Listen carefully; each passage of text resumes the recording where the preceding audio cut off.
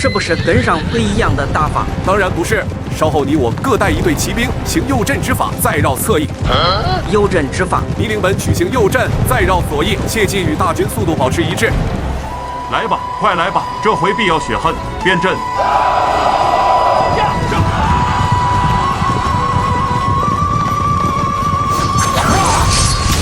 一连寒芒先到，随后枪出如龙。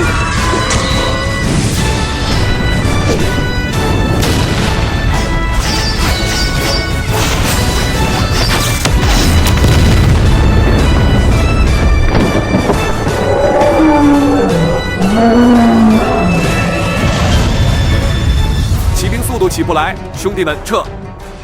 早就听闻吕布麾下骑兵善战，今见果然不假。幸好选择了一处好的位置与吕布军周旋，只要这条河在这，吕布的骑兵就很难有大作为。骑兵打法多变，吕布自兵周起就开始带领骑兵了。若是我也有一支骑兵就好了。如今该当作何应对？退不能退，战不能战。为今之计，只有坚守不出，同时加固营寨，防止骑兵夜袭。好是好，可不能总这么耗着吧。吕布远道而来，粮草转运不便，辅军可遣使往巢湖找郑宝会以重金，让他劫掠吕布的粮草。只要粮草一断，吕布军必乱。妙极妙极！之后的几天里，高顺、臧霸、魏越等人连番带人挑战，刘勋就是不出来，他也顾不得军心会怎么样了，想着只要拖下去，吕布必败，自己笑到最后就行了。王八羔子就是不出来，未知奈何。莫不如试试夜袭，未可轻动。夜袭敌营是只有骑兵才可以完成的任务，在不清楚里面什么情况、兵马部署、巡哨几何的情况下是非常冒险的。咱们各地兵力加一起，虽然突破5万了，可骑兵就这么几千人，不是迫不得已，尽量避免走这样的险招。不必急于剑走偏锋，刘勋避而不战，那我们就再等等。等什么？等刘勋自己投降不成？因为选择这条路线而导致战斗进展不顺利，对朱万三颇有微词的不只是高顺和魏越，甚至是后面投奔过来的臧霸，都私下跟孙观说起，这朱万三似乎名气大过能耐了。吕布想着，正好今天都在，一并敲打下他们。没等开口，帐外传来一声惊雷之声，终于来了，刘勋回天无力了。这下不好了，看这情况要暴雨倾盆了。淮南一带水气足，还不知道会下多久，到时候大地被浸泡，战马随时可能陷蹄，我军最大的仰仗将失去作用。麻烦还不止于此，我军粮道数百里，大雨下多有不便，只希望这雨别下得太久了。想什么呢？如今是雨季，明停了后日也可能会下。哎，可惜了2度冲阵的大好时机。朱万三的胜利宣言被淹没在了一片口诛笔伐之中，只不过碍于吕布的威仪，没人敢当面指责罢了。都散了吧。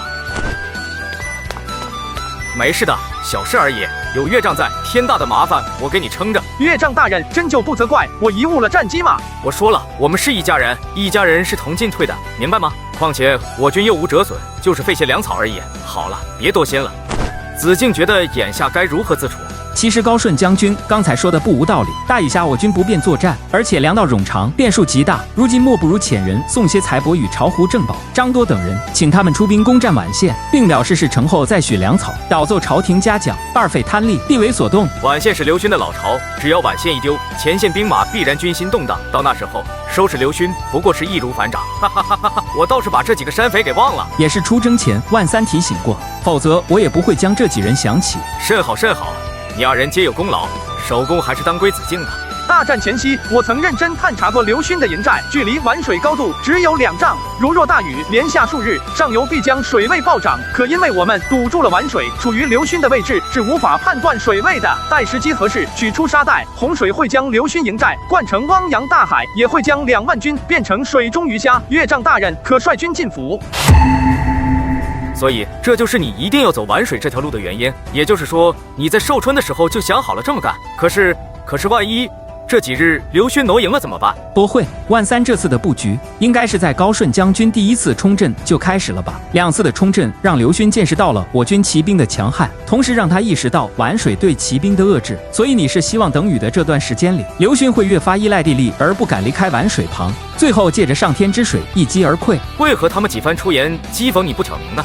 是以密城予以谢败，一直没有揭开，也是因为自己在军中威信不足而已。这样的计划听来似乎天衣无缝，可中间不是没有出错的可能。譬如行军途中就已经大雨，又譬如刘勋胆小如鼠不敢出战。只是这个方略即便失败了，也不至于带来太大的损失，我才会放手一搏。万三，起初我还有些担心，是不是军旅生涯让你不适应了？你这次出来好像没有了当初在彭城的那股锐气，哈哈哈！我还想着要给你一些时间慢慢磨合呢。看来啊，你还是那个运筹帷幄之中，决胜千里之外的朱万三啊！岳丈大人言重了，其实此战怎么打，相信我们都是不会败的。